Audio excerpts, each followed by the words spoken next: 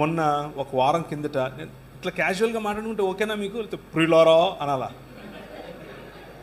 అక్కర్లేదు కదా, మామూలుగా మాట్లాడితే వింటారు కదా.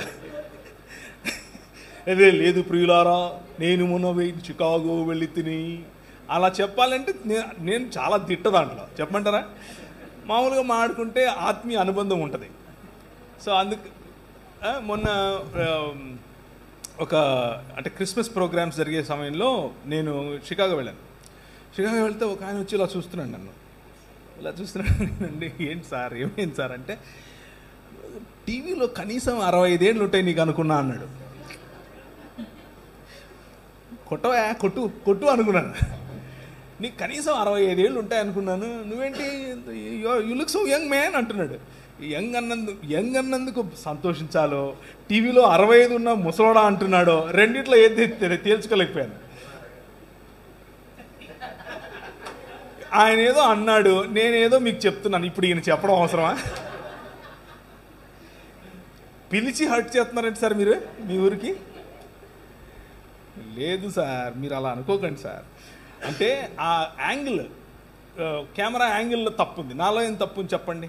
నేనేమైనా మారిపోతాను అక్కడికి వెళ్ళంగానే? లేదు, కెమెరా యాంగిల్లో తప్పు ఉంది. వాళ్ళకి సరి చేసుకోవాలి అది కదా. ఇప్పుడు మా హీరో ఉన్నాడు, ఈయన ఏదో కెమెరాలో యాంగిల్ పెట్టావా నువ్వు కూడా 70 ఏళ్ళలాగా అనిపిస్తున్నా? ఓకే. సో ఈరోజు చదివినటువంటి వాక్య భాగంలో ఉన్న లేఖన సారాంశం ఏమిటి అని అంటే, క్రీస్తును లేఖనములలో నుంచి వెతికి తీసుకోవాలి. క్రీస్తుని గురించే లేఖనములన్నీ మాట్లాడుతున్నాయి. క్రీస్తు యొక్క సారూప్యతలోనికి రావటమే లేఖన సారాంశము మనుష్యులకు ఇచ్చినటువంటిది.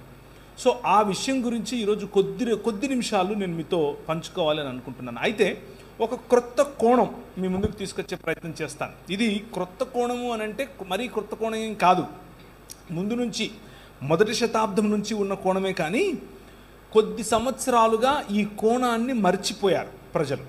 ముఖ్యంగా క్రైస్తవ నేపథ్యం ఉన్నటువంటి వారు ఈ కోణం పట్ల, నేను చెప్పబోయేటటువంటి ఈ కోణాన్ని ఎక్కువగా స్టడీ చేసి ఉండే అవకాశం తక్కువ. ముఖ్యంగా భారతదేశంలో ఒకానొక సమయంలో, అంటే 1 శతాబ్దం క్రింద చాలా స్టడీ జరిగింది, ఆ తరువాత తగ్గిపోయింది. సో ఇది లేఖన అధ్యయన సదస్సు కాబట్టి, గ్లోరియస్ లేఖన అధ్యయన సదస్సు కాబట్టి కొద్దిగా డీపర్గా వెళ్ళే ప్రయత్నం చేస్తాను.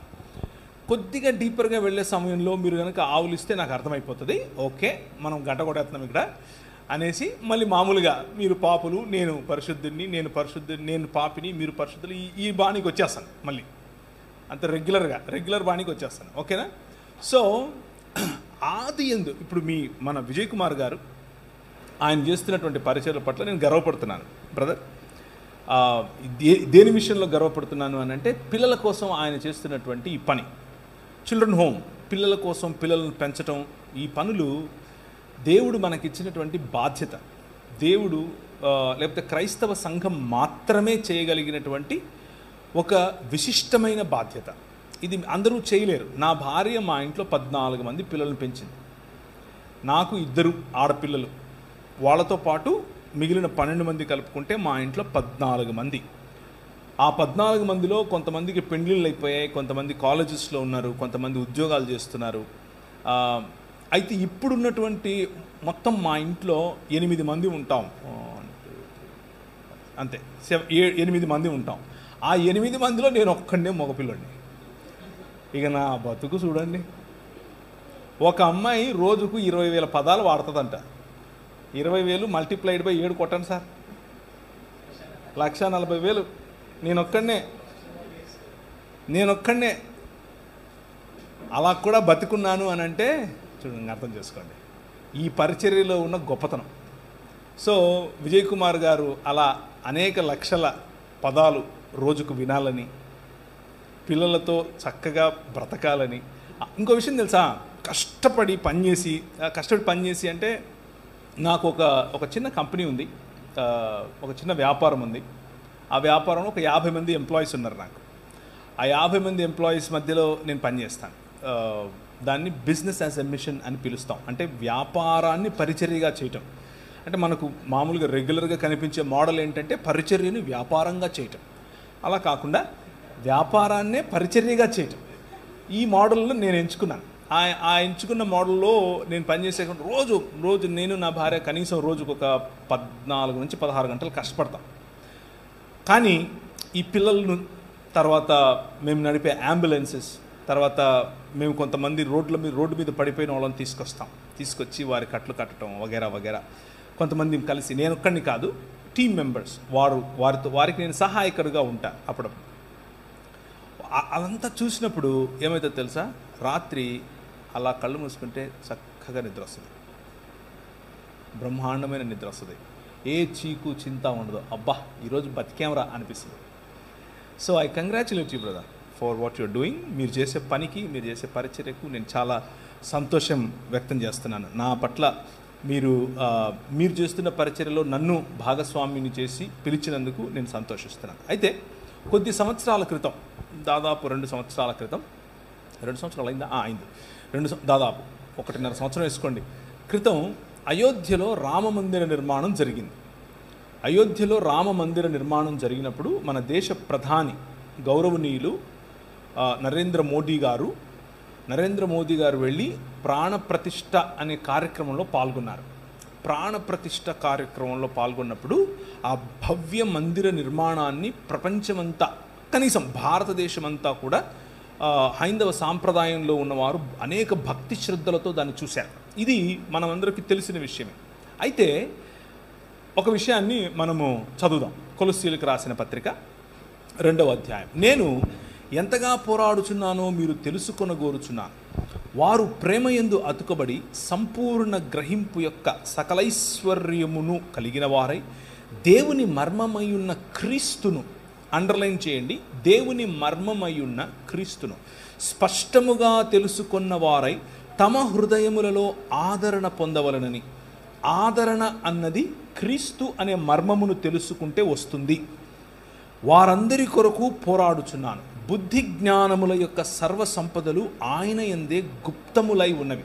బుద్ధి జ్ఞానములు, వాటి సర్వ సంపదలు ఆయన యందే గుప్తము అంటే దాచిపెట్టబడి అని, గుప్తములై ఉన్నాయి. ఎవడైనను చక్కని మాటల చేత మమ్మును మోసపరుచుకుంటున్నట్లు ఈ సంగతిని చెప్పుచున్నాను. నేను శరీర విషయంలో దూరముగా ఉన్నను, ఆత్మ విషయంలో మీతో కూడా ఉండి మీ యోగ్యమైన ప్రవర్తనను క్రీస్తునందలి మీ స్థిర విశ్వాసమును చూచి ఆనందించుచున్నాను. కావున మీరు ప్రభువైన క్రీస్తు యేసును అంగీకరించిన విధమున ఆయన యందు వేరు పారిన వారై ఇంటి వలె కట్టబడుచు, మీరు నేర్చుకున్న ప్రకారము విశ్వాసమందు స్థిరపడుచు. ఇంటి వలె కట్టబడుచు, ఆలయము వలె, మందిరము వలె, భవనము వలె, అండర్లైన్ చేసుకోవాలి. ఆయనను అనుసరింపక మనుష్యుల పారంపర్యాచారమును అనగా ఈ లోక సంబంధమైన మూలపాఠములను అనుసరించి మోసకరమైన నిరర్థక తత్వజ్ఞానము చేత మిమ్మును చెరపట్టుకొని పోవాడెవడైనా ఉండునేమో అని జాగ్రత్తగా ఉండండి. ఏలయనగా దేవత్వము యొక్క సర్వ పరిపూర్ణత శరీరమందు క్రీస్తునందు నివసించుచున్నది. ఈ విషయాన్ని ఈరోజు మీ ముందు ఉంచే ప్రయత్నం చేస్తాను. అయితే ప్రాణప్రతిష్ఠ అన్న విషయంలో మనం ఒకసారి గనక ఈ లోక సాంప్రదాయం, ఈ లోక మర్యాదను గనక చూస్తే, ఇది కేవలం భారతదేశానికి సంబంధించి నేను చెప్పట్లేదు. ఇది మెసొపొటేమియా నాగరికత నుంచి మొదలైంది. మెసొపొటేమియా నాగరికత సిరియనులు లేదా సిరియాక్ భాషలో చేసేటటువంటి, అలాగే జొరతుష్ట అనేటటువంటి జొరాస్ట్రియన్ మతానికి చెందిన వారు, ఇలా వేరు దాన్ని ఏమంటారు, మధ్యధరా ప్రాంతము, అలాగే ఐగుప్తు ప్రాంతము, ఈ 2 ప్రాంతముల మధ్య ఉన్నటువంటి ఆనాడు అబ్రహామును పిలిచినటువంటి ప్రదేశమైన ఏది, ఏం చెప్పాను, మెసొపొటేమియా సివిలైజేషన్. ఆ ప్రాంతంలో కూడా జరిగేటటువంటి తంతు చెప్తున్నాను. ఏం చేస్తాడు అంటే, మానవుడు తన పారంపర్యాచారముల చేత చక్కగా నీరు పీల్చుకోనటువంటి, నీరు ఏమాత్రము ఇంకనటువంటి ఒక రాయిని చూస్తాడు. ఆ రాయిని శిల్పి చేతికి ఇస్తాడు. ముఖ్యంగా ఎవరు ఈ పని చేస్తారు అనంటే, ఫలానా సమస్య ఉంది, ఆ సమస్యకు తగిన దేవీ దేవతలను మనము కనుగొనాలి ఇప్పుడు అని అనుకున్నప్పుడు, వారిని పుట్టించాలి అని అనుకున్నప్పుడు, నేను వాడే పదాలను కొంచెం జాగ్రత్తగా వినండి. పుట్టించాలి అని అనుకున్నప్పుడు రాజు లేకపోతే అధికారి చేసేటటువంటి ప్రకటన, రండి అని పిలిస్తే అప్పుడు శిల్పి వచ్చి మంచి రాయి చూస్తాడు, నీరు ఇంకనటువంటి రాయి. ఇది అన్ని సివిలైజేషన్స్లో ఇలాగే జరిగింది, ఇది మన దేశంలో కూడా జరుగుతోంది. సో ఆ శిల్పిని తీసుకుని దానిని చక్కగా చాలా ఏకాగ్రతతో, చాలా అందులో తనకున్నటువంటి నిపుణతనంతటినీ కూడా ధారపోసి చక్కటి శిల్పంగా తయారు చేస్తాడు. శిల్పి చేతిలో పడిన రాయి శిల్పం అవుతుంది. శిల్పమైన రాయిని తీసుకుని రావాలి. తీసుకొని వచ్చి ఆలయము అనేటటువంటి ఒక ప్రదేశం, ఆలయం అనంటే ఆ ఆలయానికి శిల్పము ఉంచి ప్రాణప్రతిష్ఠ చేయనంత వరకు అది ఆలయం కాదు, అది కేవలము ఒక భవనం అంతే. ఆ భవనములోనికి, ఆ భవనము బయట ప్రాంగణాన్ని మన భాషలో చెప్పాలి అని అంటే వారి భాషా పదములు వాడడం వల్ల పెద్ద లాభం లేదు. మన భాషలో చెప్పాలి అని అంటే యాగభూమి అనొచ్చు, యాగం చేసేటటువంటి, లేదా హోమభూమి అనొచ్చు, హోమం చేసేటటువంటి ఒక ప్రదేశం. ఆలయానికి ఆలయ ప్రాంగణంలోనే ఉన్నటువంటి ఒక ప్రదేశం. ఆ ప్రదేశానికి తీసుకొని వస్తారు. తీసుకొని వచ్చి అక్కడ నీళ్లు నిలువ ఉన్నటువంటి చోట ఈ శిల్పాన్ని, శిల్పి చేతిలో చెక్కబడినటువంటి అందమైన ఈ ఆకారాన్ని శిలా లేకపోతే ఆధారశిలగా ఉన్నటువంటి, ఉదాహరణకు స్త్రీ అయితే పురుషుడు ఆధారశిలగా ఉంటాడు, పురుషుని యొక్క శిల్పం అయితే స్త్రీ ఆధారశిలగా ఉండే ఒక శిలను ఉంచి దానిని నీళ్ళలో ఉంచుతారు. కనీసము 3 దినాలు, అంటే వాషింగ్ అని పిలుస్తారు. చిన్నప్పుడు ఒక బాలుడు లేకపోతే ఒక బాలిక పుట్టినప్పుడు మనం ఏ విధంగా అయితే ఒక ఇంట్లో పుట్టిన వారిని నోరు కడగటం, కళ్ళు కడగటం, నోరు కడుగుతారా కడగరా? కడుగుతారు. ఎందుకు? అమ్మ కడుపులో ఉన్నప్పుడు ఆ ఫ్లూయిడ్స్ ఆ చిన్నవాడి పిల్లల నోట్లోకి వెళుతుంది కాబట్టి నోరు కడుగటం, కళ్ళు కడగటం, చెవులు కడగటం వగైరా వగైరా చేస్తాం. అలాగే సాంస్కృతికంగా మనిషి కూడా తను కన్నటువంటి, తను సృజించుకుంటున్నటువంటి తన చేతి పని అయిన శిల్పాన్ని నీటిలో ఉంచి దాన్ని శుద్ధీకరిస్తాడు. శుద్ధీకరించిన తర్వాత 7 రకాలైనటువంటి అవయవ నిర్మాణం, లేకపోతే 7 రకాలైనటువంటి ఏం చెప్పాలి, శరీరములో ఉండాల్సిన అవయవములను అందులో ప్రతిష్ఠ చేస్తాడు. 7 రకాలు: చర్మము, తర్వాత చూడగలగటం, వినగలగటం, పంచేంద్రియాలు అంటారు కదా, పంచేంద్రియ ప్రతిష్ఠ అని కూడా పిలవచ్చు. అలా చేసిన తర్వాత తీసుకుని వచ్చి పువ్వుల మీద పడుకోబెడతారు. కనీసం ఒక 3 రోజులు పువ్వుల మీద పడుకోబెట్టిన తర్వాత చర్మ సౌందర్యం పెరగాలని చెప్పి పిల్లవాళ్ళకు మనం ఏ విధంగా అయితే పసుపు రాసి మంచిగా మాలిష్ చేసి పడుకోబెడతామో, ఉయ్యాలలో వేస్తామో, అలాగే శిల్పి చెక్కినటువంటి తన చేతి పని అయిన ఈ శిల్పాన్ని తీసుకొని వచ్చి ఒక మంచి పరుపు మీద పడుకోబెడతారు. పరుపు మీద పడుకోబెట్టిన తర్వాత దాన్ని తీసుకుని, ఇప్పుడు 3 రోజులు అయిపోయింది, ఆ శిల్పాన్ని తీసుకుని దాన్ని పిసిల్ అని పిలిచారు. ఎక్కడ? మధ్యధరా ప్రాంతంలో. దాన్ని తీసుకుని వెళ్ళి ఆలయములో ప్రతిష్ఠించే క్రమంలో ప్రాణప్రతిష్ఠ చేస్తారు. ప్రాణప్రతిష్ఠ చేసినప్పుడు వారి చెవులలో, అంటే దానికంటే ముందు కన్నులకు మైనం పూసి కన్నులు తెరవకుండా ఉంచినటువంటి ఆ శిల్పానికి కన్నులు తెరిచే క్రమంలో ఆవును కానీ లేకపోతే పోసినటువంటి ధాన్యాన్ని కానీ చూపిస్తారు. ఎందుకు అనంటే ఆ కన్నులు తెరిచినటువంటి తేజోమయమైన లేదా తేజస్సు కలిగినటువంటి దేవుని యొక్క ఆవాహనాన్ని మనం పట్టుకోలేము, మనం దాన్ని గమనించలేము అన్న భయంతో. ఇదంతా కూడా మనుష్యులు చేస్తున్నటువంటిది. దీన్ని తీసుకుని వెళ్ళి ఒక ఆలయంలో ఉంచి అప్పుడు ప్రాణప్రతిష్ఠగా దాన్ని మంత్రోచ్చరణ చేసినప్పుడు అందులోనికి జీవం, అందులోనికి ప్రాణం అనగా ఉచ్ఛ్వాస నిశ్వాసలు, అలాగే చూపులో ఉన్నటువంటి తేజస్సు వగైరా వగైరాలు వచ్చాయి అని నమ్మి దానిని అర్చకులు వారి యొక్క మంత్రోచ్చరణ చేత అర్చన చేయటం, పూజలు చేయటం మొదలు పెడతారు. ఇది అన్ని సంస్కృతులలో కూడా, ముఖ్యంగా మధ్యధరా ప్రాంతము మరియు మెసొపటోమియా ప్రాంతం నుంచి వచ్చినటువంటి అన్ని సంస్కృతులలో జరిగే తంతు ఇదే. అక్కడక్కడ మంత్రోచ్చరణ వేరుంటుంది, మంత్రాలు వేరే ఉంటాయి, పద్ధతులు వేరే ఉంటాయి, కానీ ఓవరాల్గా జరిగేటటువంటి తంతు అయితే ఇదే. ఎందుకు ఇదంతా చెప్తున్నావు, మాకు లేఖనం చెప్పడానికి కదా పిలిచాను అని అనుకుంటున్నారా? Now you open Genesis chapter 1. ఇప్పుడు ఆదికాండం 1వ అధ్యాయాన్ని చూడండి. ఈ లోక మర్యాదకు దేవుని మర్యాదకు ఉన్నటువంటి తేడా. దేవుడు మీరు చదివిందే, ఎప్పుడూ చదువుతూ వచ్చిందే, నేను కొత్తగా చెప్పేదేమీ కాదు. మీరు ఇంటికి వెళ్ళిన తర్వాత కూడా దాన్ని బేరీజు వేసుకుని చదివే ప్రయత్నం చేయండి. దేవుడు తను ఒక మందిర నిర్మాణం చేశాడు. భూమి ఆకాశములు అనేటటువంటి తన నివాస యోగ్యమైనటువంటి ఒక ఆలయ నిర్మాణం చేశాడు. 6 దినములు దానికి కావలసినటువంటి లైట్స్, రాత్రికొకటి పగలుకొకటి, దాన్ని అలంకరించటానికి కావలసినటువంటి చెట్లు, నదులు, జీవము రావటానికి కావలసినటువంటి అన్ని సదుపాయాలు చేసిన తరువాత మంచిది మంచిది మంచిది అని నిర్మించినటువంటి ఈ భవనంలోనికి ఇప్పుడు తాను ప్రవేశించాలి.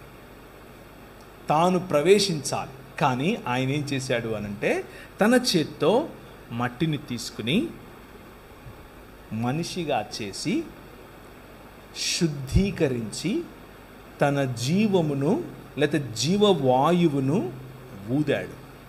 ఊదినప్పుడు ప్రాణప్రతిష్ఠ జరిగింది.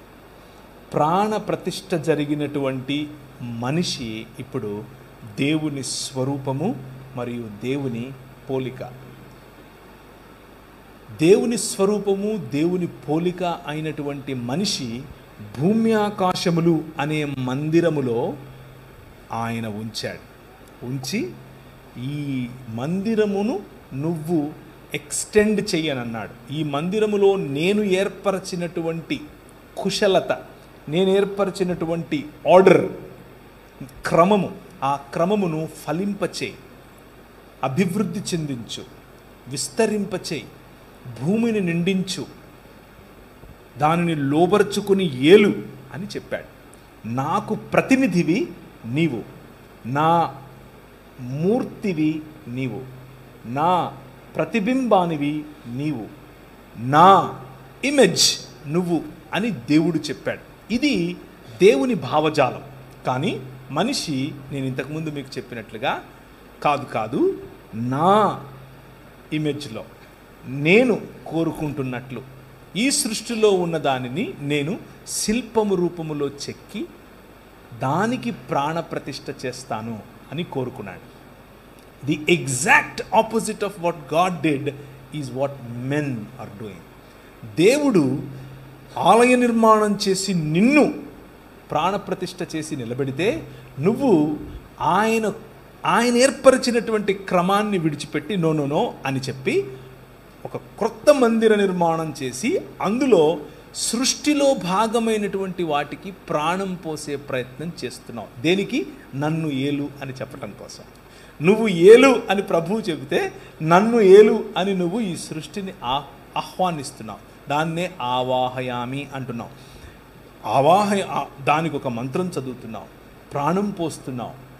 ఈ లోక మర్యాద చొప్పున నడుచుకోవటం వల్ల వచ్చినటువంటి పర్యవసానం ఏమిటి అని అంటే, భవనం లేకపోతే దేవుని మందిరంలో ఉండాల్సినటువంటి మనిషి మెల్లిమెల్లిగా ఆ మందిరములో ఉన్నటువంటి లేకపోతే ఆయన ఏర్పరిచినటువంటి సృష్టికి దాసుడయ్యాడు.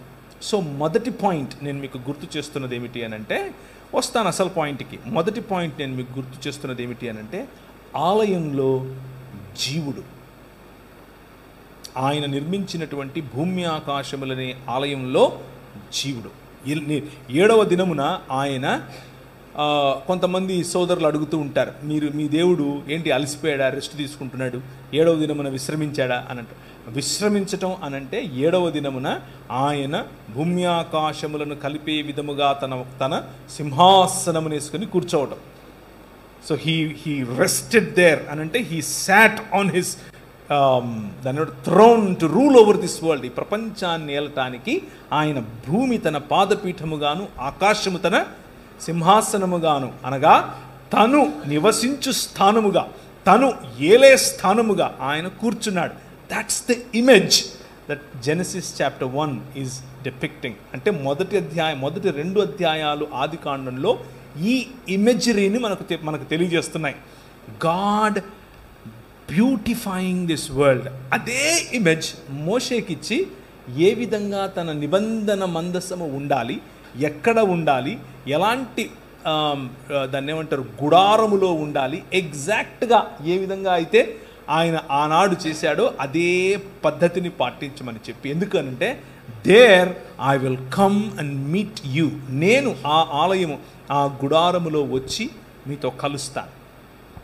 ఇక్కడ ప్రాణప్రతిష్ఠ చేసి ఆవాహయామి అని అంటూ ఉంటే ఆయన నీలో ప్రాణప్రతిష్ఠ చేసి నిన్ను కలవటానికి ఇష్టపడుతున్నాడు. This is the difference between the ways of God and the ways of men. దేవుని మార్గములకు మనుష్యులు ఏర్పరచుకున్నటువంటి పారంపరాచారములకు లేకపోతే ఈ లోక మర్యాదకు ఉన్నటువంటి తేడా. ఇప్పుడు యేసుక్రీస్తులో ఉన్నటువంటి మర్మమును గురించి మనం చూద్దాం. ఇంతకు ఏం జరిగింది అనంటే ఈ మందిరము, ఈ భూమి ఆకాశములు అనేటటువంటి దేవుని భవనము, ఆ భూమి ఆకాశములు అనేటటువంటి దేవుని భవనములో విరాజమానుడైనటువంటి దేవుడు ఆయన నువ్వు నా ప్రతినిధివి, నువ్వు నా ప్రతిమవు, నువ్వు నా మూర్తివి, నువ్వు నా ప్రతిబింబానివి, వెళ్ళు రూల్ చెయ్యి అనంటే మనము ఆయనను కాదన్నాం కాబట్టి దాసోహం అని ఈ లోక మర్యాదకు అయ్యాం. అంధకార సంబంధమైన దురాత్మ సమూహముల యొక్క అధికారము క్రిందికి మనం వచ్చాం. ఆ అంధకార సంబంధమైన దురాత్మల యొక్క అధికారము క్రింది నుంచి విడిపించటానికి మనకు మనిషే కావాలి, మనిషి రావాలి. దేవుడు మాత్రమే విడిపించగలిగినటువంటి, మనిషికిచ్చినటువంటి సామర్థ్యాన్ని కోల్పోయిన మనిషి ఇప్పుడు ఎలా తనను తాను విమోచించుకోగలడు అన్నటువంటి ఆలోచనలో ఉంటే దేవుడు మన కోసం ఒక విమోచన కార్యాన్ని తలపెట్టాడు. ఇప్పుడు ఒకసారి చూస్తారా, అదే కొలస్సీలకు రాసిన పత్రిక 14వ వచనం. ఆయన మనలను 13 నుంచి అంధకార సంబంధమైన అధికారములో నుండి విడుదల చేసి తాను ప్రేమించిన తన కుమారుని యొక్క రాజ్య నివాసులనుగా చేసెను. మొదటి పాయింట్, ఆలయంలో జీవుడు. ఆ ఆలయంలో జీవుణ్ణి తిరిగి జీవుడిగా చేయటానికి, జీవమును ఇవ్వటానికి, అంధకార సంబంధమైన దురాత్మ సమూహముల యొక్క అధికారము నుండి విడిపించటానికి ప్రభు అయిన యేసుక్రీస్తు రావలసి వచ్చింది. అది ఆ మర్మం. ఆయన యొక్క రాకడకు గల కారణము అది. ఈ లోక మర్యాదను జయించటానికి, ఈ లోక మర్యాదలో నుండి ప్రజలను విడిపించటానికి, విడిపించినటువంటి ప్రజలను తిరిగి సంపూర్ణ మనుష్యులుగా చేయటానికి ప్రభు అయిన యేసుక్రీస్తు ఈ లోకానికి వచ్చాడు. రెండవది, తోటలో శోధకుడు. ఆలయంలో జీవుడు, తోటలో శోధకుడు. తోటలో శోధకుడు ఏం చేశాడు అనంటే దేవుని స్వరూపము, దేవుని పోలిక అయిన మనిషిని తన వశం చేసుకోవటానికి, తన మాట వినేలా చేసుకోవటానికి శోధించాడు. మనిషి శోధించబడినప్పుడు అంధకార సంబంధమైన దురాత్మ సమూహముల యొక్క మాటను దేవుని నిజమాటతో పోల్చుకున్నప్పుడు దేవుని మాట వద్దు, ఈ మాటే కావాలి అని నిర్ణయించుకున్నాడు. అలా నిర్ణయించుకున్న కారణం చేత మొత్తం మానవ సమాజం, ప్రపంచములో ఉన్న ప్రతి మానవ సమాజం దీనికి దాసోహం అయ్యింది. పుట్టిన ప్రతి బిడ్డ, పెరిగిన ప్రతి బిడ్డ దీని ఇన్ఫ్లుయెన్స్లోనికి వస్తున్నాడు. ఈ తోట, ఆయన వేసినటువంటి సుందరమైన ఈ వనం, భూమి ఆకాశములు అనే ఈ భవనం, అందులో మనం కోల్పోయినటువంటి భూమి ఇప్పుడు మనకు కనిపిస్తుంది. భూమి కోల్పోయినటువంటి మనుష్యులు సేవకులై, ఎవరికి? శోధకునికి సేవకులై బ్రతుకుతూ ఉన్నారు. This is the problem.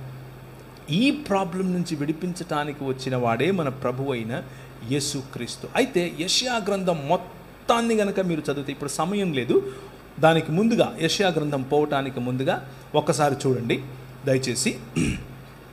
హబక్కూకు గ్రంథము 2వ అధ్యాయం 18 నుంచి చదువుతున్నాను. చెక్కడపు పనివాడు విగ్రహమును చెక్కుట వలన ప్రయోజనమేమి? పనివాడు మూగ బొమ్మను చేసి తాను రూపించిన దాని యందు నమ్మిక ఎంచుట వలన ప్రయోజనమేమి? అబద్ధములు బోధించు పోత విగ్రహముల యందు నమ్మిక ఎంచుట వలన ప్రయోజనమేమి? కర్రను చూచి మేలుకొమ్మనియు మూగరాతిని చూచి లేచి పొమ్మనియు చెప్పువానికి శ్రమ. అది ఏదైనా బోధింపగలదా? అది బంగారముతోనూ వెండితోనూ పూత పూయబడును గాని దానిలో శ్వాస ఎంత మాత్రమునూ లేదు. అయితే యెహోవా తన పరిశుద్ధాలయములో ఉన్నాడు, ఆయన సన్నిధి లోకమంతా మౌనముగా ఉండుడి. ఒకవైపు మనుష్యులు చేస్తున్నటువంటి శిలలకు ప్రాణం పోసి లేకపోతే శిల్పములకు ప్రాణం పోసి మూర్తులుగా చేసే ఆలయమును గురించి మాట్లాడుతూ వాటికి ఏమాత్రమూ శక్తి లేదని, వాటిలో ఉచ్ఛ్వాస నిశ్వాసలు లేవని, అబద్ధములు బోధిస్తాయని చెబుతూ ఉన్నటువంటి ప్రవక్త దాని వెంటనే కానీ ఎవరు? ఆయన యెహోవా తన పరిశుద్ధాలయములో ఉన్నాడు అని చెప్తున్నాడు. ఆయన తన పరిశుద్ధాలయములో ఉండి ఈ ప్రపంచమంతా కూడా మౌనముగా ఉండే విధముగా రాజ్యం చేస్తున్నాడు అని చెప్తున్నాడు. ఈ మర్మాన్ని అర్థం చేసుకునే ప్రయత్నం చేయాలి. Let's unpack this a little bit more. ఆ అన్ప్యాకింగ్ క్రమంలో మీకు గుర్తుంచుకోవాల్సినటువంటి విషయం ఏమిటి అని అంటే, క్రీస్తు యొక్క రాకడ ఈ అంధకార సంబంధమైన దురాత్మ సమూహముల యొక్క అధికారం నుంచి విడిపించటం ఒకటైతే, రెండవదిగా శోధకుడిని అందరి ముందు నువ్వు మూగోడివి, నువ్వు చెవిటోడివి, నువ్వు చేతకానోడివి, నువ్వు నా ప్రజల మీద అధికారం లేనోడివి అని నిరూపించటం కోసం వచ్చాడు. ఆయన శిలువ రక్తము చేత ప్రజలను తన తండ్రితో సంధి చేస్తూ ఈ లోక సంబంధమైనటువంటి అధికారములన్నిటినీ శిలువ మీద బాహాటంగా వాటి యొక్క ఓటమిని ప్రదర్శించాడు. That is what Jesus is doing. Yesukristu చేస్తున్నది అది. భూమి ఆకాశముల యొక్క కలయిక, తిరిగి ఆలయం యొక్క నిర్మాణం, తిరిగి దేవుని సన్నిధి యొక్క నిర్మాణం, తిరిగి దేవుడు వచ్చి యథావిధిగా మనుష్యుల మధ్య నివాసము చేసేటటువంటి ఒక ప్రణాళిక. ఆ ప్రణాళిక యేసు క్రీస్తు అనేటటువంటి ఈ మర్మము. ఏలయనగా ఆకాశమందున్నవి భూమి యందున్నవి, దృశ్యమైనవి గాని అదృశ్యమైనవి గాని, సింహాసనములు, ప్రభుత్వములు, ప్రధానులు, అధికారులు సర్వము ఆయన యందు సృజింపబడెను. సర్వము ఆయన ద్వారా, ఆయనను బట్టి సృజింపబడెను. ఆయన అన్నింటికంటే ముందున్నవాడు, ఆయనే సమస్తమునకు ఆధారభూతుడు. ఆయన యందు సర్వ సంపూర్ణత నివసింపవలెననియు ఆయన శిలువ రక్తము చేత సంధి చేసి ఆయన ద్వారా సమస్తమును, అంటే అవి భూలోకమందున్నవైనను పరలోకమందున్నవైనను వాటన్నిటినీ ఆయన ద్వారా తనతో సమాధానపరచుకునవలనని తండ్రి అభీష్టమాయను. ఇది ప్రణాళిక. ప్రభు అయిన యేసు క్రీస్తులో ఉన్న మర్మం ఏమిటి అని అంటే, నేను చచ్చిపోతాను పరలోకం పోతాను కాదు, అది మతం. ప్రభు అయిన యేసు క్రీస్తులో ఉన్న మర్మం ఏమిటి అని అంటే, unity of heavens and earth, భూమి ఆకాశముల కలయిక, అధికారములన్నీ తిరిగి ఆయన చేతిలోనికి రావటం, రాజ్యములన్నీ తిరిగి ఆయన రాజ్యముగా మారటం, శోధకుడి యొక్క మూతి పళ్ళు రాలగొట్టడం. అందరూ అనుకున్నారు, ఏంటి ఊగులాడెత్తున్నాడు పైన, నిన్ను నువ్వు కాపాడుకోలేవా అని ఒకడు అంటున్నాడు, నువ్వు దిగిరా అని ఒకడు అంటున్నాడు, ఒకడేమో పక్కలో పొడిచి చచ్చిపోయాడో లేదో చూస్తున్నాడు. కానీ ఆయన అంత భయంకరమైనటువంటి శోధన, అంత భయంకరమైనటువంటి వయలెన్స్, మనిషి ఏర్పరచుకున్నటువంటి విగ్రహములు, మనిషి ఏర్పరచుకున్నటువంటి లోక మర్యాద. విగ్రహము అనంటే ఈ నేను ఉదయం మొదట్లో నేను చెప్పినట్లుగా నీరు పీల్చుకోనటువంటి రాయి, దానిని చక్కగా చెక్కినటువంటి శిల్పి, ఇది మాత్రమే కాదు. మనిషి చాలా చక్కగా ఏర్పరచుకున్నటువంటి కులం, చాలా జాగ్రత్తగా తయారు చేసుకున్నటువంటి మతం, చాలా పొదుపుతో సంపాదించుకునేటటువంటి ధనం, ఇలాంటి అనేక భావజాలాలు మనిషి పైన ఏలుతున్నాయి. ఈ భావజాలాల నుంచి విడిపించటం, మనిషిని మనిషితోనూ మనిషిని దేవునితోనూ కలపటం. ఈ క్రైస్తవ లోకంలో ఎంతమంది ఈరోజు విగ్రహారాధనలో ఉన్నారో చెబితే మీకు అసలు అర్థం కాదు. విగ్రహారాధన అని అంటే వెళ్ళి రాయి ముందో రప్ప ముందో తలంచటం కాదు, అవి బొమ్మలు. బొమ్మకు విగ్రహానికి ఉన్న తేడా ఏమిటి అని అంటే, ప్రతి విగ్రహము వెనుక ఒక భావజాలం ఉంటుంది. ఆ భావజాలం మనిషి పైన రాజ్యం చేస్తుంది. కానీ మనిషే దేవుడు ప్రాణప్రతిష్ఠ చేసినటువంటి ఆయన ప్రతిబింబం అనే భావజాలం నుంచి మనం వస్తున్నాం. ఈ భావజాలానికి ఆ భావజాలానికి పడదు. అది మనం అర్థం చేసుకోవాలి. అలా అర్థం చేసుకోకపోతే మెల్లిమెల్లిగా మనకు తెలియకనే ఈ లోక మర్యాదలోనికి జారిపోతాం. ఇది విగ్రహము కాదులే అని అనుకుంటూనే విగ్రహాన్ని మన నెత్తిన పెట్టుకుంటాం. దీన్ని తాకడమో దీన్ని చేయడమో వల్ల ఏమో కాదులే అని అనుకుంటూనే ఈ లోక మర్యాద మన పైన తాండవం చేస్తుంది. అలా తాండవం చేసినప్పుడు సాంస్కృతికంగా ఉన్నాములే అని అనుకుంటూ అటువైపు వెళుతూనే మన జీవితాలను సర్వనాశనం చేసుకుంటాం. జాగ్రత్త. తోటలో శోధకుడు చాలా శక్తివంతుడు. నీకు తెలియని రీతిగా నీ దగ్గరికి వస్తాడు. ఆలయంలో ఉన్న జీవుడు ఆయన ప్రతిబింబం, ఆయన యొక్క ప్రతిమ మరియు ఆయన యొక్క ప్రతినిధి అని దేవుడు చెబుతూ ఉంటే, తోటలో ఉన్న శోధకుడు నీ ప్రతిబింబంగా నీకు దేవుణ్ణి చేసుకో, నువ్వు ఏర్పరచుకున్నటువంటి నీ సిస్టంలో మనుషులను నువ్వు రాజ్యం చెయ్యి అని చెప్తాడు. స్త్రీ పైన పురుషుణ్ణి రాజ్యం చేయిస్తాడు, పురుషుని పైన స్త్రీని రాజ్యం చేయిస్తాడు, కులం చేత రాజ్యం చేయిస్తాడు, ధనం చేత రాజ్యం చేయిస్తాడు. ఏదో ఒక రకంగా కట్లలో కట్టి పడేయటమే వాడికి ఉన్నటువంటి తోటలో ఉన్న శోధకుడికి ఉన్నటువంటి ప్రధాన లక్ష్యం. ఏదో ఒక రకంగా సంకెళ్ళు బిగించటమే వాడి ప్రధాన లక్ష్యం. అలా సంకెళ్ళు బిగించే క్రమంలో నీకు ఇచ్చినటువంటి కొద్దిపాటి అధికారంలో, పిలాతు అన్నట్లుగా, నీకు ఒక విషయం తెలుసా, నేను అనుకుంటే నిన్ను ఫ్రీ చేస్తానంటే ప్రభు ఇలా చూసి అన్నాడు, క్యా బాత్ కర్ రే జీ తుమ్, ఏం మాట్లాడుతున్నావు, నేను ఇస్తే తప్ప నీకు ఎక్కడి నుంచి వస్తుంది అధికారం? తెలిసి తెలియనటువంటి మాటలతోనే మీ దగ్గరకు వచ్చి ఏం నేర్పుతాడు అనంటే, నా దగ్గర అధికారం ఉంది, అది నేను మీకు ఇచ్చే నేను మీకు ఇస్తాను. దాన్ని ఎలా ఇస్తాను అనంటే, మీ తోటి వాళ్ళ కట్లు విప్పడానికి కూడా మీ దగ్గర అధికారం ఉంటుంది అని చెప్తారు. కానీ రండి వారి కట్లు విప్పుదుము అని భూరాజులు ఒకరితో ఒకరు మాట్లాడుకుంటున్నారు. ఎక్కడ? 2వ కీర్తనలు 2 కదా. అన్య జనులు ఎలా అల్లరి చేయుచున్నారు, రండి వారి కట్లు విప్పుదుము అని భూరాజులు తమలో తాము మాట్లాడుకుంటున్నారు. ద సిస్టమ్స్ మ్యాన్ క్రియేటెడ్, మనుష్యుడు ఏర్పరచుకున్నటువంటి వ్యవస్థలలో మనిషి ఇరుక్కుపోయి మనుష్యులకు విమోచన ఆ మనుష్యులు ఏర్పరచుకున్నటువంటి సిస్టంలో ఉంది అని అనుకుంటున్నారు. అది ఒక విగ్రహం. మనుష్యుల విమోచన మనుష్యులు ఏర్పరచుకున్నటువంటి మెడికల్ సిస్టంలో ఉందనుకున్నారు. అది ఒక విగ్రహం. నేను రీసెంట్గా ఒక స్టడీ చేశాను. ఆ స్టడీలో దాదాపు కొన్ని బిలియన్స్ ఆఫ్ డాలర్స్ చాలా డబ్బులు ఉన్నటువంటి వాళ్ళు, ఒక 4-5 మంది, ఇంకొంచెం ఎక్కువ కూడా ఉండొచ్చు, పోసి ఆ ప్రాజెక్టును ఫండ్ చేస్తున్నారు. ఆ ప్రాజెక్ట్ ఏంటో తెలుసా? ఆ ప్రాజెక్ట్ ఏంటి అని అంటే, మనిషి మేధస్సు, మనిషి భావనలు ఈ 2 కలిపి ఒక చిప్లో, లేకపోతే ఎప్పటికీ చచ్చిపోకుండా ఉండే నీ మెదడును కాచే ప్రయత్నం చేస్తున్నారు.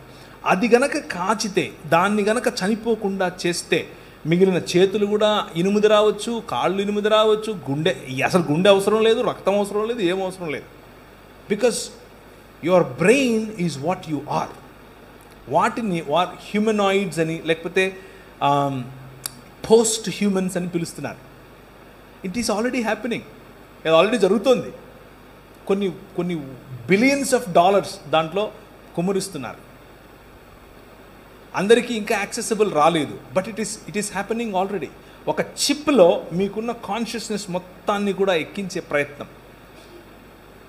అండ్ దిస్ సిస్టమ్, ఈ సిస్టమ్ను చూసుకుని ఆ బిలియన్స్ ఆఫ్ డాలర్స్ పోసిన వాళ్ళు అనుకుంటున్నారు, ఇక మేము ఎప్పుడు చచ్చిపోము అని అనుకుంటున్నారు.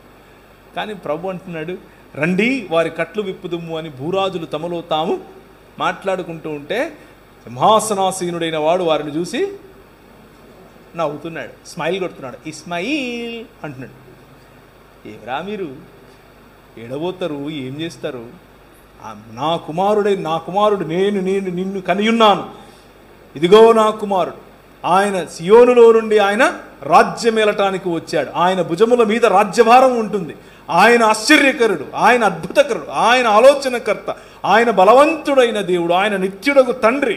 ఆయన ఎలా వస్తాడో తెలుసా? సేవకుడై వస్తాడు. ఇప్పుడు మూడవ మాట, ఆలయంలో జీవుడు పోయే క్రమంలో ఆ నశించిపోవటానికి గల కారణం తోటలో ఉన్న శోధకుడు. అయితే ఈ లోకములో నిజమైన మానవుడు రావాలి. లోకంలో నిజమైన మానవుడు. క్రీస్తు మర్మమును గురించి మనం మాట్లాడుకుంటూ ఉన్నప్పుడు మనం మొదటిగా దేవుడు చేసినటువంటి మనిషి దేవుని స్వరూపమందు దేవుని పోలిక చొప్పున తన ప్రతిబింబంగా, తన ప్రతిమగా, తన ప్రతినిధిగా ఉన్నాడు అని అనుకుంటే ఈ మనిషి దారి తప్పాడు. కానీ ప్రభు అయిన యేసు క్రీస్తు 2000 సంవత్సరాల క్రితం పురాతన కాలము మొదలుకొని శాశ్వత కాలము తన ప్రత్యక్షతలు చూపిస్తూ వస్తూ ఉన్నటువంటి దేవుడు, మామూలు వాడు కాదు, దేవుడు నిజమైన మనిషిగా మన మధ్యకు వచ్చాడు. నిజమైన మనిషిగా. ఆ నిజమైన మనిషి ఈ లోకంలో రావాలి.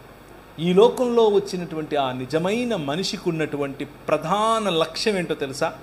మిమ్మల్ని ఇక్కడ నుంచి తీసేసి ఇంకేదో గ్రహానికి తీసుకెళ్ళటం కాదు. మిమ్మల్ని ఇక్కడ నుంచి తీసుకెళ్ళిపోయి ఇంకెక్కడో వేరే లోకంలో పెట్టడం కాదు. నో, ఆకాశములు యెహోవా వశము, భూమిని ఆయన నరులకు ఇచ్చాడు. భూమిని ఆయన నరులకు ఇచ్చాడు. 115వ అధ్యాయం 115వ కీర్తన 16వ వచనం ఇంటికి వెళ్ళి చదువుకోండి. సో ఇచ్చినటువంటి ఈ భూమిని, మంచిదని చెప్పినటువంటి ఈ భూమిని, నా నివాస స్థలము అని చెప్పినటువంటి ఈ భూమిని ఆయన క్రొత్తాకాశము క్రొత్త భూమిగా మరల్చటానికి, తన శరీరమందు మరణాన్ని చంపటానికి నిజమైన మానవుడిగా ప్రభు అయిన యేసుక్రీస్తు ఈ లోకానికి వేంచేశాడు. That is the beauty of Christian thought. క్రైస్తవ జీవన విధానానికి ఉన్నటువంటి ప్రధానమైన లేదా అందమైన, మీ మరెక్కడా దొరకనటువంటి, కేవలము ఇక్కడే దొరికేటటువంటి 66 పుస్తకాలు ఉన్నటువంటి మీ బైబిల్ గ్రంథంలో మాత్రమే దొరికేటటువంటి థాట్ ఏమిటి అని అంటే, మనిషి మతాన్ని కడతాడు, దేవుడు మనిషిని కడతాడు. మనిషి మతాన్ని కడతాడు. మతం నిన్ను చంపుతుంది, మతం నిన్ను విభజిస్తుంది. అది క్రైస్తవ మతమైనా సరే. మతం చిచ్చు పెడుతుంది, మతం జలసీ ఇస్తుంది, మతం అవతలి వాడికంటే నిన్ను గొప్పగా నీకు పంపు కొడుతుంది. ఎందుకు అనంటే, తోటలో శోధకుడు ఉపయోగించే ప్రధానమైన వెపన్ మతం. కానీ దేవుడు మనిషిని చేస్తాడు. ఆయన నిర్మించినటువంటి ప్రధానమైన వ్యవస్థ ఏమిటి ఈ ప్రపంచంలో అనంటే, మనిషి. In the image of God, దేవుని యొక్క స్వరూపము, దేవుని యొక్క పోలికలో ఉన్నటువంటి మనిషి. యెషయా గ్రంథం మొదటి 39 అధ్యాయాలు ఈ తోటలో శోధకుడి చేత పతనావస్థలో ఉన్నటువంటి ఆలయంలో ఉన్న జీవుని గురించి మాట్లాడుతుంది. మొదటి 39 అధ్యాయాలు.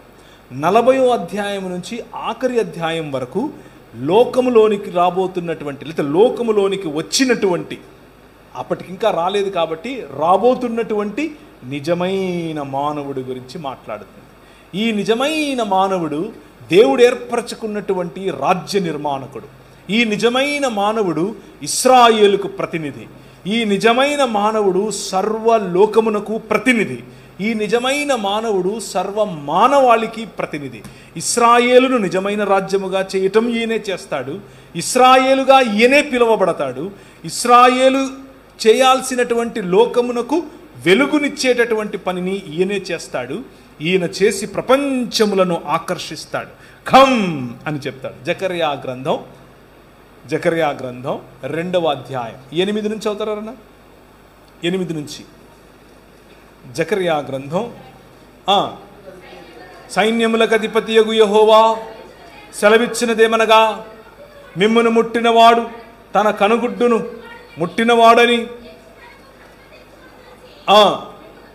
మిమ్మును దోచుకొనిన వారికి అన్యజనుల యొద్దకు ఆయన నన్ను పంపినాడు. ఎవరు మాట్లాడుతున్నారు? ఎవరు మాట్లాడుతున్నారు? ఆయన మాట్లాడేది. ఓకే, మరి పంపింది ఎవరు? ఆయన నన్ను పంపాడు అంటే ఎవరు? ఆలోచించండి, ముందు చదవండి ఇంకా. ఓకే, ఇంకా నేను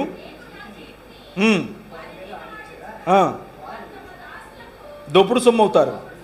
ఓకే, ఒక్క నిమిషం. ఎవరు చెయ్యి ఆడిస్తే ఎవరు చెయ్యి ఆడిస్తారు? Think about it. ఎవరు చెయ్యి ఆడించటం వలన వీళ్ళ అన్య జనుల అంటే దోపుడు సొమ్ముగా మారతారు? ప్రవక్త? జకర్యానా? పోనీ జెరుబ్బాబేలా? ఇశ్రాయేలా? ఎవరు? ఇంకా చదవండి. నేను వచ్చి మీ మధ్య నివాసం చేస్తాను. ఓకే, ఎవరు మాట్లాడుతున్నారు? యెహోవా మాట్లాడుతున్నాడు. ఏమని? నేను వచ్చి మీ మధ్య నివాసం చేస్తాను. The promise of God always. మొత్తం బైబిల్ గ్రంథంలో దేవుడు చేసినటువంటి ప్రధానమైన ప్రామిస్, వాగ్దానం ఏమిటి అని అంటే, I will come and dwell among you. నేను వచ్చి మీ మధ్య నివాసం చేస్తాను. మిమ్మల్ని తీసుకుని ఎక్కడికో పోతాను కాదు, నేను వచ్చి మీ మధ్య నివాసం చేస్తాను. అబ్రహాముకి ఇచ్చింది ఇదే, నోవహుకు చెప్పింది ఇదే, ఇశ్రాయేలుకు చెప్పింది ఇదే, మోషేకి చెప్పింది ఇదే, ప్రవక్తలకు చెప్పింది ఇదే, ప్రభు అయిన యేసు క్రీస్తులో జరిగింది ఇదే. కంటిన్యూ.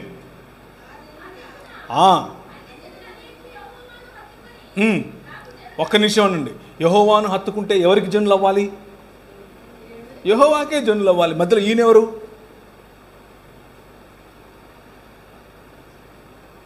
మధ్యలో ఈయనెవరండి? సరే చదవండి.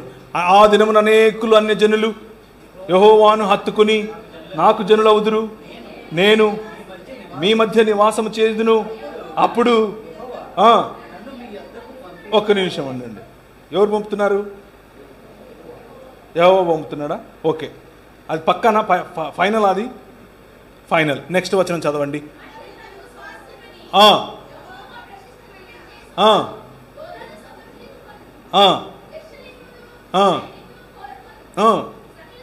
సకల జనులారా. ఒక్క నిమిషం ఆగండి. ఎవరు వస్తున్నారు? ఇంతకుముందు పంపింది ఎవరు?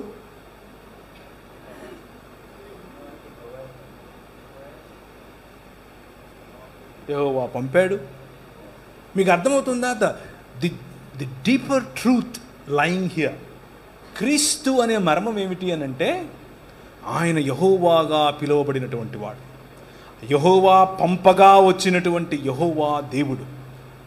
యెహోవా పంపగా వచ్చినటువంటి తన పరిశుద్ధాలయమును విడిచి భూమ్యాకాశములు అనేటటువంటి ఆయన చేసినటువంటి మందిరములో తన నివాసమును ఏర్పరచుకోవటానికి వచ్చేటటువంటి సకల జనులారా సంతోషించండి, ఉల్లసించండి, ఇశ్రాయేలు నీ భాగ్యం ఎంత గొప్పది అని చెప్పటానికి ఆది యందు వాక్యముగా, ఆది యందు వాక్యమై, ఆది యందు దేవుడై, దేవుని వద్ద ఉన్నటువంటి వాక్యము కృపాసత్య సంపూర్ణుడిగా మన మధ్య ఏమేసింది? డేరా వేసెను. వాసం అంటే స్కెనియా అన్న పదం వాడారు. మీరు స్కెనియా బస్సులు చూసారా? ఆర్టీసీ బస్సులు, ఏపీఎస్ఆర్టీసీ స్కెనియా అని రాసుంటాయి. స్కెనియా అంటే టెంట్ అని అర్థం, గ్రీక్ పదం అది. ఆయన మన మధ్య గుడారము వేసెను. That is who Christ is. అది క్రీస్తు అంటే. మనం చేసుకునే బుడిగల్లో ఉంటాడంటారేంటి మీరు? రాయి తీసుకొని వచ్చి ఇది దేవుడు అంటారేంటి మీరు? నీళ్ళల్లో పెట్టి కడుగుతారు పిల్లోడిని పుట్టినట్టు. ఆయన మిమ్మల్ని శుద్ధి చేశాడు. మీరేదో పంచేంద్రియాలు పెడతానంటున్నారు. ఆయన మీకు ఏమిచ్చాడు? పంచేంద్రియములు ఇచ్చాడు. ఆయన మీకు బుద్ధినిచ్చాడు, తెలివినిచ్చాడు. మీరు తీసుకొచ్చి పూల మీద పడుకోబెడతారంటే మన స్కిన్ తాకి చూడండి ఎలా ఉంటుందో. మీరేం తెచ్చి మళ్ళీ కళ్ళకు మైనం పెట్టడం ఏంటి, తీయటం ఏంటి? ఆయన ఏం చేశాడు? లోకమునకు వెలుగై నీకు వెలుగునిచ్చాడు. నువ్వు కళ్ళు తెరిస్తే ఆయన వెలుగు కనిపిస్తుంది. ఇక్కడి నుంచి వచ్చే వెలుగు చూడలేనంతది అది కాదు, అది లోకమర్యాద. ఆయన ఇచ్చే వెలుగు లేనిదే నువ్వు చూడలేవు. కూర్చున్నటువంటి వారికి నేను ఇచ్చే పిలుపు, is there anybody sitting here? ఎవరైనా ఇక్కడ కూర్చొని ఉన్నారా ఈ రాజుతో పరిచయం లేని వాళ్ళు? యెహోవా పంపగా వచ్చినటువంటి యెహోవాతో పరిచయం లేని వాళ్ళు మతంలో ఉన్నారు, చర్చికి వస్తున్నారు, ఊదిబత్తీలు టెంకాయలు లేవు, అవన్నీ ఓకే, బాగానే ఉంది. కానీ ఈ క్రీస్తుతో దేవుని యొక్క బుద్ధి జ్ఞానముల సకలైశ్వర్యములు ఇమిడి ఉన్నటువంటి దేవత్వము యొక్క సర్వ సంపూర్ణత శరీరమందు నివసిస్తున్నటువంటి క్రీస్తు, the image of God, true image of God, నిజమైన దేవుని యొక్క నిజమైన ప్రతిబింబం, నిజమైన ప్రతినిధి, నిజమైన ప్రతిమ. నిన్ను అలాగే చేశాడు. నువ్వేమన్నావు? ఊరుకో, నాకు ఇది కావాలన్నావు, పోయావు. కానీ ఇంకొక ఆయన వచ్చాడు, నిజమైన ప్రతినిధి, నిజమైన మనిషి. క్రైస్తవం అనేది ఎక్కడికో ఏదేదో చేసేది కాదు. క్రైస్తవం అనేది మనిషిని నిజమైన మనిషిగా మార్చే మార్గం. అందుకే క్రీస్తు వచ్చాడు. That is the beauty of Christianity. క్రైస్తవం యొక్క ప్రధాన లక్ష్యం ఏమిటి అని అంటే, to bring humans back to their original self. పాపము అన్న పదానికి నిర్వచనం ఏమిటి అని అంటే, హమర్తియ అన్న పదం వాడారు గ్రీకులో. హమర్తియ అనంటే మిస్సింగ్ ద మార్క్, గురి కోల్పోవటం. దీని గురేంటి? నేను మాట్లాడితే దాని గురేంటి? దీని శబ్దాన్ని పట్టుకొని మీకు వినిపించేది. దీని గురేంటి? నన్ను చూపించటం, అంటే నన్ను రికార్డ్ చేయటం. దీని గురేంటి? అది చూసేదాన్ని దీనిలో కనిపించాలి. మనిషి గురేంటి? మనిషిగా బతకాలి, మనిషిగా బతకాలి. ఆయన రంగరించి పోసిన మైక్గా ఉండాలి. నా ఉద్దేశం అది. కెమెరాగా ఉండాలి. కెమెరా నేను మైక్ పని చేస్తానంటే కుదరదు. మనిషి చేసింది అదే. మనిషి నువ్వు మనిషిగా ఉండరా అంటే, లేదు నేను పశువును అవుతాను అన్నాడు. ఎలుగుబంటిని తీసుకొచ్చి దేవుడు అన్నాడు. ఏనుగు నా దేవుడు అంటాడు. తొండ మీద వచ్చి కూర్చొని పాటలు పాడతాడు. పులిని చూసి దేవుడు అంటాడు. సాటి మనిషిని చూసి దేవుడు అంటాడు. అరే నువ్వు మనిషిరా బాబు అని అంటే, లేదు నేను దేవుడిని అవుతానంటాడు. అటు దేవుడు కాలేదు, ఇటు మనిషి కాలేకపోయాడు. అదే సమస్య. దాన్నే పాపం అంటారు. Very simple. Bible talks about sociological issues లాగా, అంటే సమాజానికి సంబంధించినటువంటి కోణాన్ని మీ ముందుకు తీసుకొస్తున్నా. మనిషి ఆ విధంగా బ్రతకలేకపోయాడు కాబట్టే మనుష్యత్వం కోల్పోయాడు. దేవుడిచ్చినటువంటి మహిమను కోల్పోవటం అని అంటే చావు తెచ్చుకోవటం, చచ్చిపోవటం. ఈ సృష్టిని ఏలాల్సినటువంటి వాడు, సృష్టిలో ఉన్నటువంటి లాస్, సృష్టిలో ఉన్నటువంటి ఈ సృష్టిలో ఆయన ఏర్పరిచినటువంటి నియమాలకు బానిసయ్యాడు మనిషి.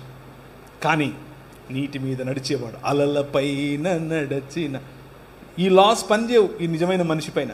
He walks on the water. యాక్చువల్గా మనము తిరిగి ఆయన మహిమలోనికి ప్రవేశించినప్పుడు గొళ్ళెం పెడితే లోపలికి వచ్చేస్తాడు ఆయన. వచ్చాడా లేదా సార్? తిరిగి లేచినప్పుడు when you kill the death, నువ్వు ఈ మరణాన్ని చంపి బయటకు వచ్చినప్పుడు ఈ లాస్ నీ మీద పనిచేయవు. You gonna have a different body. ఈ శరీరం ఉంటుంది. నువ్వు నన్ను గుర్తుపడతావు. అరే ఈ బట్టలు వేసుకుని మా దగ్గరికి వచ్చాడు, మా ఊరికి ప్రవీణ్ విడిపోయాడు, గుర్తుపడతావు నన్ను. నేను నిన్ను చూస్తాను, వాళ్ళ బాగున్నావా, నిన్ను చూశాను. We will see each other, we will know each other. You can touch me, I can touch you.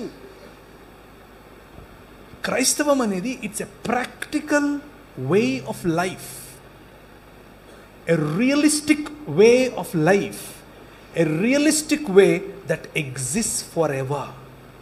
ఎప్పటికీ ఉండేటటువంటి శరీరం, ఎప్పటికీ చనిపోయినటువంటి మనిషి, నిజమైన మనిషి. అది ఓన్లీ థియరీ కాదు. ఆయన ఎప్పుడో వచ్చాడంట, అల్లల్లో వచ్చాడట, కాదు. అందరి ముందు అందరూ చూస్తూ ఉండగా క్రీస్తు అనే ఈ మర్మము చావును చంపి బయటకు వచ్చింది 3 దినములైన తరువాత. హోషేయ గ్రంథం 6వ అధ్యాయం 3వ వచనం. 1-2 చదవండి. హోషేయ 6:1-2.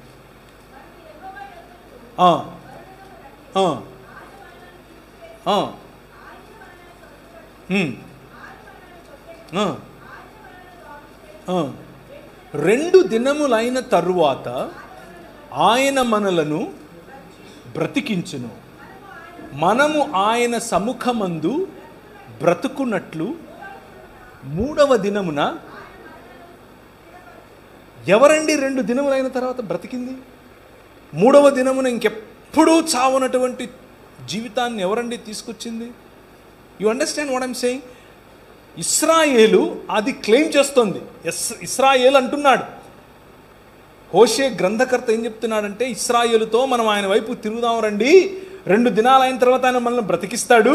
ఎందుకంటే మనం ఇప్పుడు చెరలో ఉన్నాం, చెరలో ఉన్నటువంటి సావడమే, కానీ ఆయన బ్రతికిస్తాడు. మూడవ దినమున ఆయన సముఖమందు బ్రతుకున్నట్లు, ఎప్పటికీ ఆయన సముఖమందు బ్రతికేటటువంటి ఒక జీవితాన్ని ఇశ్రాయేలు కోరుకుంటే, ఇశ్రాయేలు చేత కాకపోతే ఇశ్రాయేలు ప్రతినిధి ప్రభు అయిన యేసు క్రీస్తు వచ్చాడు. He killed the death.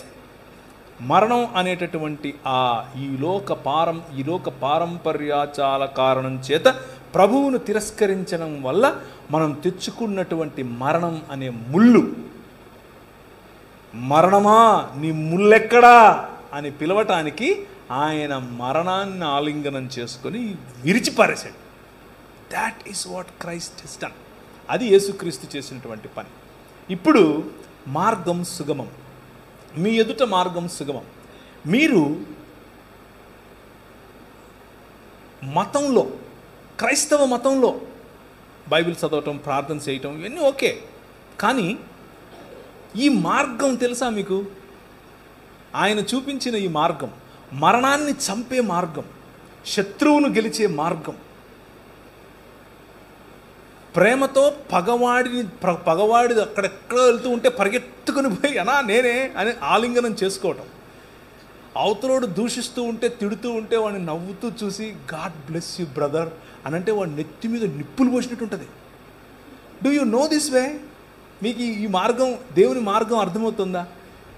That is your call. అది మీ పిలుపు. క్రైస్తవ సంఘం కేవలం భక్తి లేకపోతే భజన చేసుకుని ఒకానొక రోజు చచ్చిపోవడానికి మనం ఇక్కడ లేము. That is not what we are called for. అది కాదు మనం పిలువబడింది. మనం పిలువబడింది మచ్ బిగ్గర్ ప్రాజెక్ట్, ఇంకా చాలా పెద్ద ప్రాజెక్ట్. ఏంటి ఆ project? The project of bringing humans to new humanity. మనుష్యులను నిజమైన మనుష్యత్వం వైపుకు పిలిచేటటువంటి project. Calling people to a resurrected life. పునరుత్థానం చెందినటువంటి శరీరముల వైపుకు పిలిచేటటువంటి పిలుపు. అన్నిటినీ మించి క్రీస్తును పోలిన మానవత, నిజమైన మనుష్యత్వం. ఇది క్రైస్తవం. నిజమైన మనుష్యత్వం. ఈ లోకంలో నిజమైన మానవుడు. ఆయన అదృశ్య దేవుని స్వరూపి అయి సర్వ సృష్టికి ఆది సంభూతుడై ఉండులాగున ఆయన ఏం చేశాడు? తన కుమారుని యందు మనకు విమోచననిచ్చాడు. అలాగే ఆయన మరణములో నుంచి ఆది సంభూతుడై బయటకు వచ్చాడు. So that you all can come back to life or you all can resurrect. మీరు ఆయన తరువాత ఆయన మార్గమును అనుసరించిన కారణం చేత పునరుత్థానులవ్వాలని, ఆయన సముఖమందు ఎల్లప్పుడూ ఈ భూమిని స్వతంత్రించుకొని, నూతనాకాశమును నూతన భూమిని స్వతంత్రించుకొని బ్రతకాలని, మూడవ దినమున ఆయన సముఖమందు స్థిరపడాలని తండ్రి అభీష్టం. మత ప్రాతిపదికన 4 రోజులు బ్రతికేసి వెళ్ళిపోదాం అని అనుకుంటే this way will disappoint you. ఈ మార్గం నిన్ను డిసప్పాయింట్ చేస్తుంది. కానీ మరణాన్ని చంపాలి, నూతన సృష్టిగా మారాలి, క్రీస్తును పోలిన జీవన విధానంలోనికి రావాలి అని అంటే welcome to a new way. And that is ఆయన కడుతూ ఉన్నటువంటి క్రొత్త ఇల్లు, ఆయన కడుతున్నటువంటి క్రొత్త ఆలయం, ఏ చేతి సహాయము లేకుండా తీయబడినటువంటి రాయి, ఆధారశిల, ఇంతింతై మహాపర్వతమై ప్రపంచమంతటా వ్యాపించే ఆధారశిల.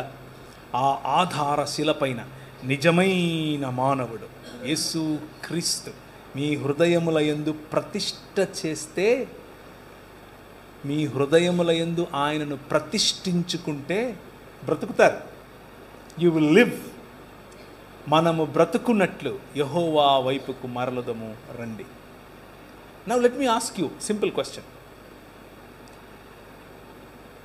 మీరు ఏర్పరచుకున్నటువంటి మీ హృదయాల్లో మీ పైన రాజ్యమేలుతున్నటువంటి వ్యవస్థలు ఏంటివి? కొంతమందికి అది డబ్బు, కొంతమందికి కులం, కొంతమందికి మినిస్ట్రీ. మినిస్ట్రీ ఎక్కడన్నా అవుతుందా? Yes yes. కొంతమంది వాళ్ళు ఏర్పరచుకున్న మినిస్ట్రీ వాళ్ళకొక విగ్రహం, వాళ్ళకొక వ్యవస్థ, దాని చేత పరిపాలించబడుతూ ఉంటారు. కొంతమంది వాళ్ళు ఏర్పరచుకున్నటువంటి కులం, మతం, వర్గం, ప్రాంతం, దేశం, ఇవన్నీ వేరు వేరు వ్యవస్థలు. ఆ వ్యవస్థలు ఒక ఐకాన్ను ఏర్పరచుకొని, ఆ వ్యవస్థలకు ఒక బొమ్మ ఏర్పరచుకొని, వాటిలో ఈ వ్యవస్థ ప్రాణం పోస్తుంది. అది మిమ్మల్ని ఏలుతుంది. ఏం ఏలుతుంది మిమ్మల్ని ఈరోజు? Think about it. క్రీస్తు మార్గములో కాక, క్రీస్తు మీ పైన ఏలటం కాక, ఏ వ్యవస్థ మీ పైన ఏలుబడి చేస్తుంది అని ఒక్కసారి ఆలోచించాలి. ఒక్కసారి కనుక డీపర్గా మీరు ఆలోచిస్తే చాలా బొమ్మలు బయటకు వస్తాయి. తవ్వే కొద్దీ ఆయన అన్నారు, పురుషోత్తమ చౌదరి, త్రవ్వుతున్న కొలది పెరుగు తరగదునా. అది మనిషి. వన్ సోల్ ఫోకస్, ఒకే ఒక్క ఫోకస్. ఏమిటి అని అంటే క్రీస్తును పోలిన మానవత. మనిషిని హిందువుగా చూడొద్దు, ముస్లింగా చూడొద్దు, క్రైస్తవుడిగా చూడొద్దు, బౌద్ధుడిగా చూడొద్దు. మనిషిని మనిషిగా చూడండి. కష్టమా? చాలా కష్టం. అమ్మో, చాలా ఈజీగా, చాలా కష్టం. మతం తట్టుకోలేదు, బట్టలు చింపేసుకుంటుంది. నిజంగానే. అంటే ప్రభు అయిన యేసుక్రీస్తును చంపింది ఎవరు అంటే మతమే కాదా? ఆమె రాంగ్?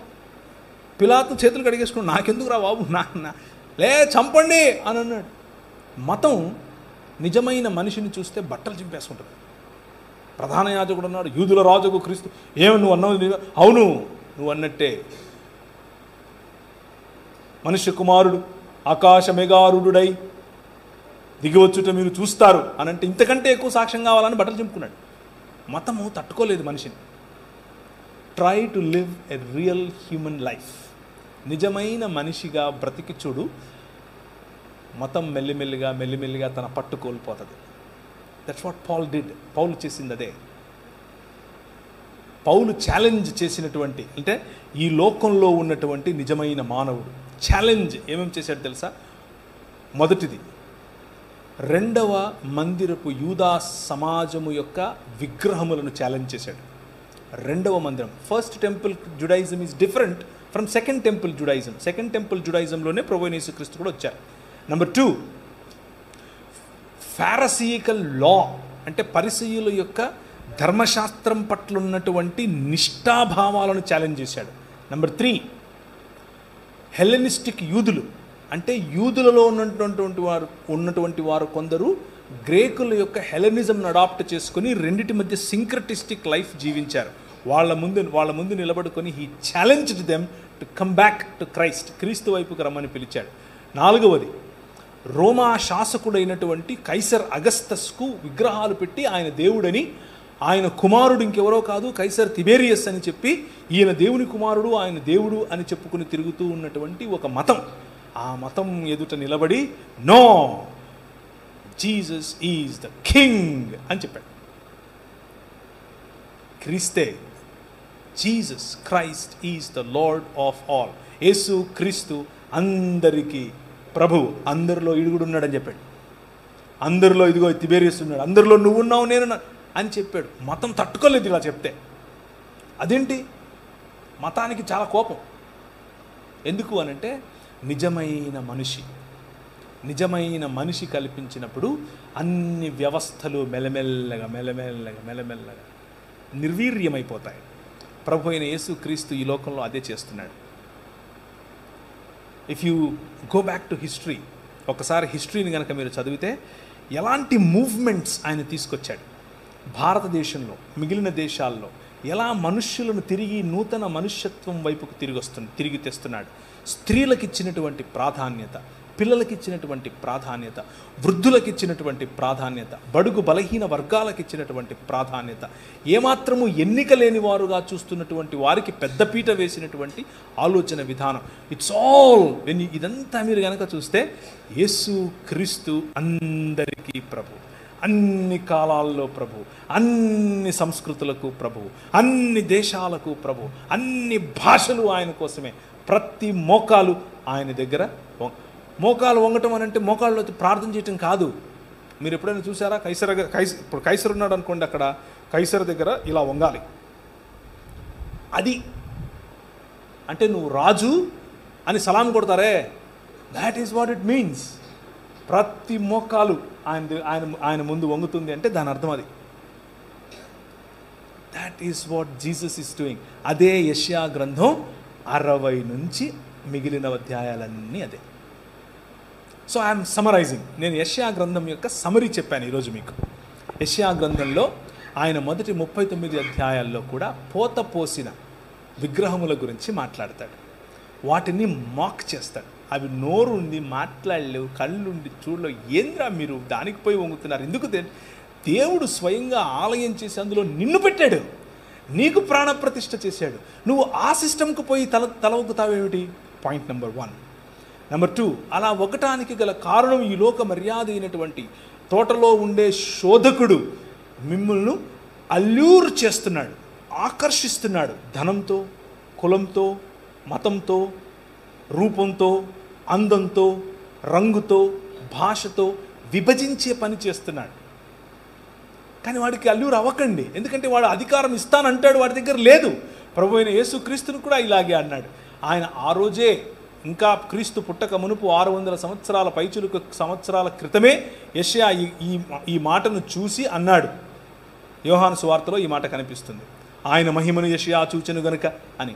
ఏంటంటే ఆయన మహిమ, ఈయనను తీసుకెళ్ళి అన్ని దేశాల మహిమను చూపించి నాకు మొక్కుతావా అని అంటే మూతిపళ్ళు రాలుతాయి అన్నాడు.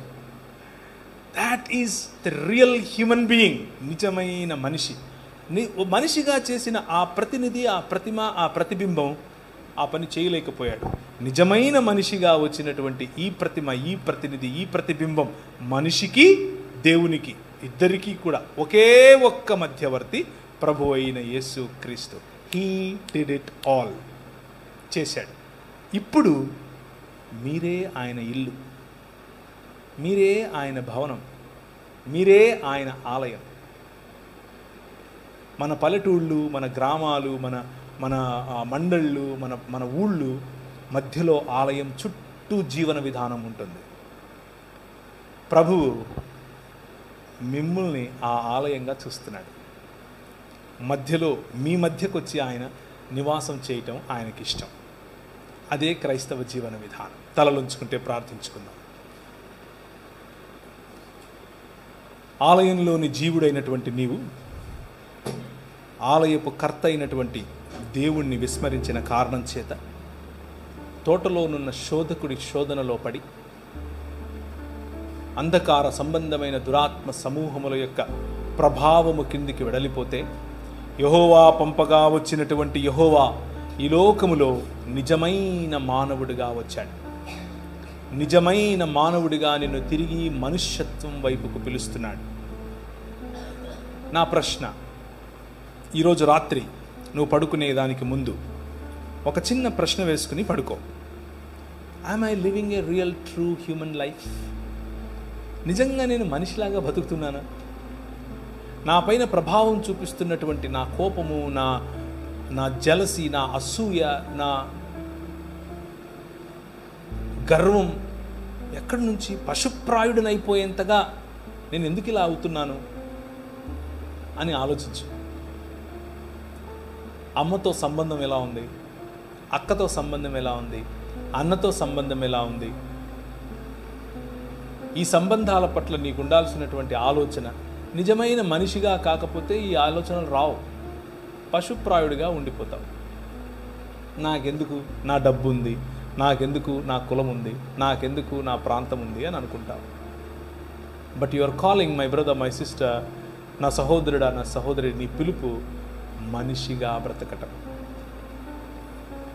దాన్ని కోల్పోవటమే పాపం. Very simple. Reflect on it. దాని మీద కొంచెం ధ్యానించే ప్రయత్నం చేయి. కృపగలిగిన తండ్రి, ఈ రాత్రికాల సమయంలో నీవు నిర్మించినటువంటి నీ భవనం, నీవు నిర్మించినటువంటి నీ ఆలయంలో సింహాసనాసీనుడవై కూర్చున్నటువంటి నీవు, నీకు ప్రతినిధిగా బ్రతకాల్సినటువంటి మేము నీ అధికారాన్ని విడిచిపెట్టి స్వీయ అధికారం, స్వీయ రాజ్యం వైపుకు వెళ్ళినప్పుడు మమ్మును అంధకార సంబంధమైన దురాత్మ సమూహముల రాజ్యముల నుండి విడిపించి నీకు సొత్తుగా, నీ రాజ్యముగా, నీ కుటుంబముగా, నీ జత పనివారముగా చేసుకొనటానికి నిజమైన మానవుడిగా ఎదించినటువంటి యెహోవా పంపిన యెహోవా నీ ఎదుట సాగిలపడి నిన్ను మ్రొక్కుతున్నాం, నిన్ను ఘనపరుస్తున్నాం. నీవు తప్ప వేరొక దేవుడు లేడు, నీవు తప్ప వేరొక దైవం లేదు, నీవు తప్ప వేరొక అలీజెన్స్ లేదు, నీవు తప్ప వేరొక రాజు లేడు అని మా నోటితో ఒప్పుకొని నిన్ను ఘనపరిచి, నిన్ను స్తుతించి, నీకే మా స్తుతి, మా ఆరాధన సమర్పిస్తున్నాం. ఇదిగో ప్రభువా, చేరి వచ్చిన ప్రతి ఒక్కరూ నీ పట్ల, నీ కరుణగల హస్తము పట్ల, నీ కనికరము గల చూపు పట్ల, నీ యొక్క సన్నిధి మాధుర్యం పట్ల, నీ ముఖ కాంతిని గైకొనాలన్న ఆలోచనతో వచ్చినారు. ప్రతి ఒక్కరిని తాకండి. ప్రతి ఒక్కరిని, వారికి కావలసిన స్వస్థత, వారికి కావలసిన ప్రభా సంబంధాలలో మార్పు, వారికి కావలసిన పరిపక్వత, వారికి ఇవ్వాల్సినటువంటి ఆర్థిక వనరులు, వారికి ఇవ్వాల్సినటువంటి అధికారం నీ వైపు నుంచి దయచేయమని, ప్రతి ఒక్కరిని జ్యోతుల వలె ఇక్కడ నుంచి పంపించమని చిన్న ప్రార్థన యేసు నామమున అడుగుతున్నాము తండ్రి. ఆమేన్.